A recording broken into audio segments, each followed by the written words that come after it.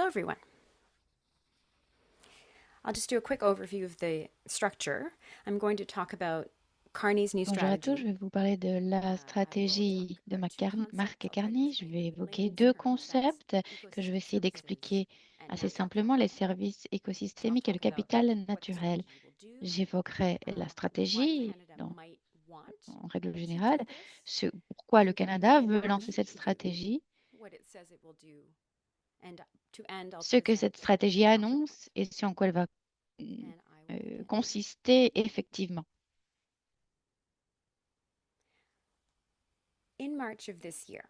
En mars dernier, vers la fin du mois de mars, à Wakefield, dans une petite ville au nord-est d'Ottawa, au Québec, le Premier ministre a fait une annonce importante.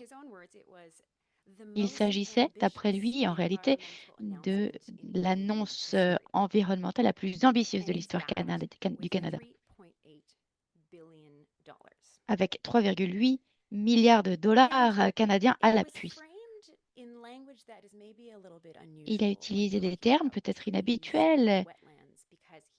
Il a parlé de zones humides, d'arbres, en parlant des ressources naturelles comme d'actifs. Ce n'est peut-être pas si inhabituel si vous connaissez en réalité la trajectoire de Marc Carney. Mais ce qu'il a fait, c'est de parler de l'environnement comme un banquier parlerait de son portefeuille. La stratégie est intitulée Une force de la nature, la stratégie du Canada pour protéger la nature. Elle repose sur trois piliers. D'abord, protéger la nature. Ensuite, bâtir notre pays de sorte à ce qu'il soit complémentaire avec la conservation. Troisièmement, valoriser, apprécier la nature et mobiliser des capitaux. En d'autres termes, mettre une valeur monétaire sur nos ressources naturelles de sorte à pouvoir attirer les investissements. Pour ce faire, il a proposé cette stratégie et la constitution d'un groupe d'experts sur le capital, la comptabilisation du capital naturel et le financement de la nature. L'objectif de ce groupe d'experts, c'est de déterminer comment le Canada peut évaluer, mesurer la valeur de ses ressources naturelles et puis pour en tenir compte dans les décisions économiques et politiques. Pour commencer, il faut commencer par comprendre ce qu'est le concept de capital naturel dans le cadre de cette comptabilité, de ce financement. On peut dire qu'il s'agit de quelque chose qui crée de la valeur pour définir le capital. Par exemple, une usine, une route, une université. Il s'agit d'installations, de structures qui permettent de créer de la valeur et de générer des retours sur investissement.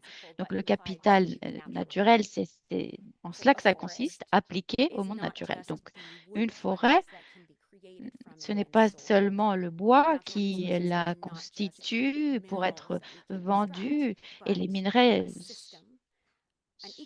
mais c'est la même chose. Il s'agit en réalité de systèmes, d'écosystèmes qui fournissent des services et permettent de créer de la valeur. Une forêt permet de filtrer l'air, filtrer l'eau. C'est un puits de carbone. Les racines des arbres permettent de prévenir l'érosion, de prévenir les inondations. Les forêts régulent aussi la température. Elles fournissent des habitats pour les animaux, les pollinisateurs. Les pollinisateurs fécondent les plantes qui ensuite fournissent euh, des aliments et tout cela, en fin de compte, crée une grande valeur. Mais c'est ça qui est important, c'est que tous ces actifs, tous ces capitaux ne représentent rien dans le PIB. Or, le PIB, c'est ça qui mesure la santé économique d'un pays. Et si on suit ces définitions, les services fournis par les forêts sont invisibles en réalité en termes économiques. Deuxième chose qu'il faut regarder, ce sont les écosystèmes. Alors, les économistes utilise un système qui en réalité estime que les services rendus par la forêt représentent $0. Je vous donne un exemple, une zone humide filtre les polluants de l'eau. Il filtre, Elle filtre l'eau, et ce gratuitement. Mais une usine de traitement de l'eau coûterait des millions de dollars. La zone humide, elle, est gratuite, elle existe sans qu'elle doive être construite, et elle rend des services. Et cela, ça importe parce que les parcs naturels représentent des services écosystémiques d'une valeur de centaines de milliards de dollars qui ne sont pas comptabilisés. Il s'agit de tout un travail qui se passe à l'abri de nos regards. Et pourquoi est-ce qu'on ne les comptabilise pas? Eh bien, d'abord parce que ce calcul n'est pas aisé, d'une part, et ensuite parce que ils existent depuis toujours sans être comptabilisés. On les prend pour acquis. Et cela m'amène à établir une comparaison. Une femme qui ne travaille que à l'intérieur de son foyer crée énormément de valeur, produit un travail qui a une valeur, la cuisine, le ménage, mais tout ça, c'est invisible, ce n'est pas comptabilisé dans le PIB. Mais dès lors qu'une famille engage une cuisinière, une nounou, ou paye pour la crèche, tout ça, ce sont des activités économiques. Elles sont considérées comme des activités qui sont comptabilisées dans le PIB parce qu'elles ont une valeur monétaire. Il me semble que c'est en 1998 que cette idée a été évoquée pour la première fois dans un ouvrage de Marilyn Waring. C'est un ouvrage qui parle du travail des femmes, mais aussi du travail de la nature qui, délibérément, sont exclus, sont masqués à la vue.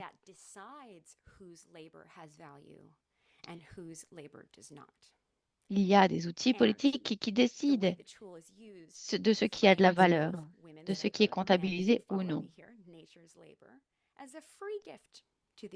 Et on considère en réalité que le travail de la nature, comme celui des femmes, constitue un cadeau pour l'économie. Alors après avoir fermé cette parenthèse, je vous dirais que le problème de comptabilité en réalité est le même.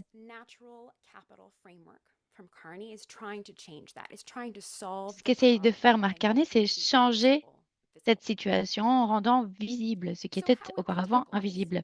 Comment va-t-il s'y prendre? Eh bien, ce groupe d'experts a pour objectif de déterminer comment procéder pour que ces services écosystémiques, ces ressources naturelles figurent dans le bilan du Canada. Il y a des lacunes en matière de mesures et d'investissement. Je vais revenir à l'exemple des zones humides. Un parking, c'est une activité économique. Les services écosystémiques ne sont pas comptabilisés, ni en positif ni en négatif.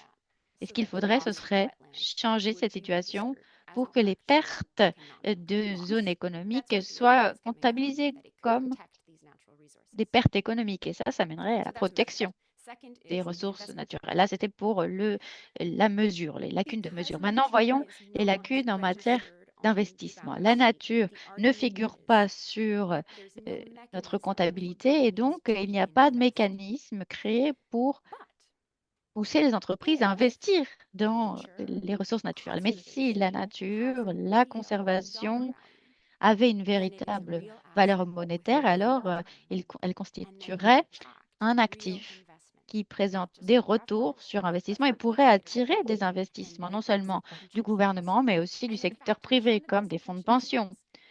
D'ailleurs, notre fonds de pension au Canada investit en Australie dans des projets environnementaux de l'Australie, des projets de conservation de l'environnement, parce que des pays comme le Danemark, le Royaume-Uni, l'Australie ont utilisé ce type de stratégie.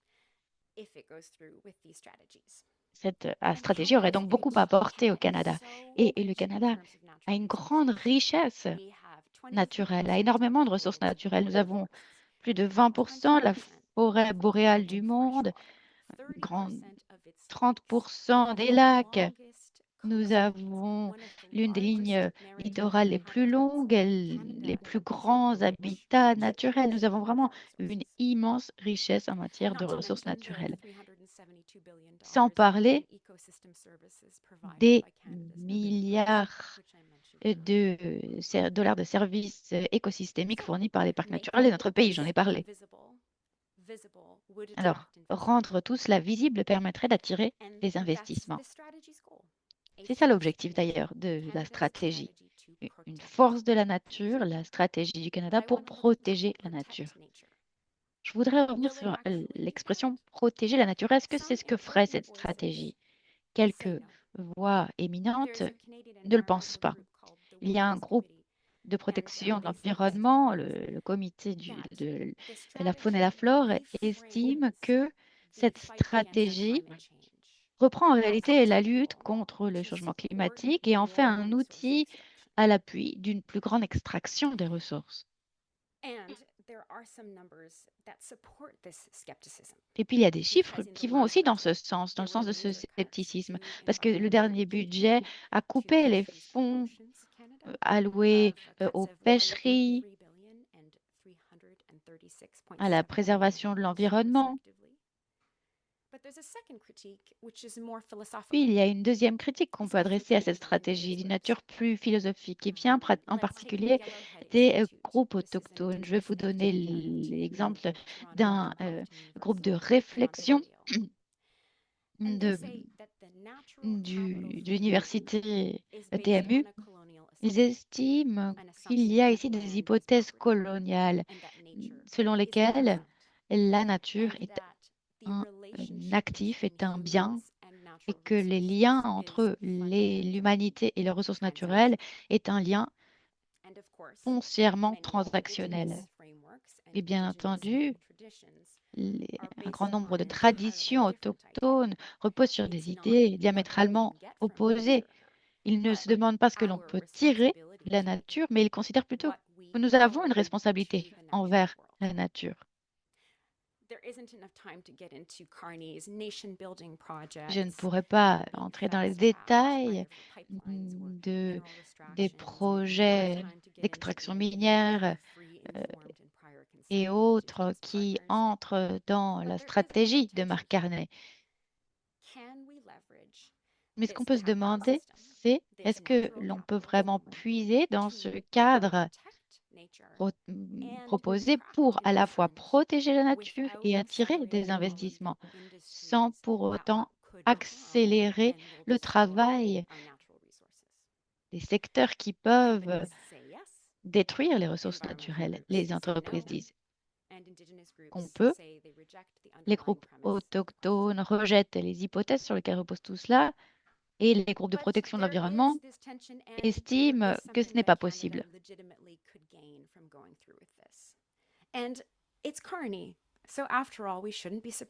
Néanmoins, on ne devrait pas être surpris. Mark Carney est un banquier et ce qu'il veut, c'est mesurer la valeur qui existe déjà.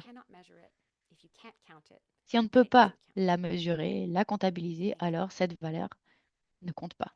Je vous remercie.